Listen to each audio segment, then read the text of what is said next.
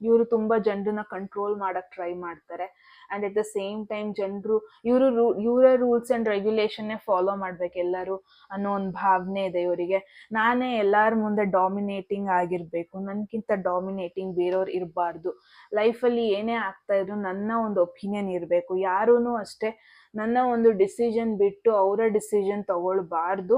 May be ಇವರಿಗೆ ಈ ಥರ ಭಾವನೆ ಜಾಸ್ತಿ ಇದೆ. ಈ ಥರ ಪರ್ಸನ್ ನಿಮಗೆ ಪ್ರಾಬ್ಲಮ್ಯಾಟಿಕ್ ಆಗ್ಬೋದು. Group 2 again this is an indication, ಎಲ್ಲೋ ಒಂದು ಕಡೆ ಇನ್ನೊಬ್ರು ರೂಲ್ಸ್ಗೆ ನೀವು ಬಗ್ಬೇಡಿ.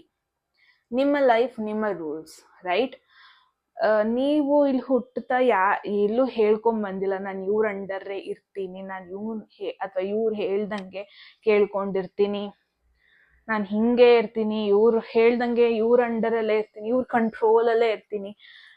ಎಲ್ಲೂ ಇಲ್ಲ, ಎಲ್ಲೂ ಲಿಮಿಟೇಷನ್ಸ್ ಇಲ್ಲ. ಎಲ್ಲೋ ಒಂದ್ ಕಡೆ ಮೇ ಬಿ ಇವರ ರೂಲ್ಸ್ ಅಂಡ್ ರೆಗ್ಯುಲೇಷನ್ ಅಂಡರ್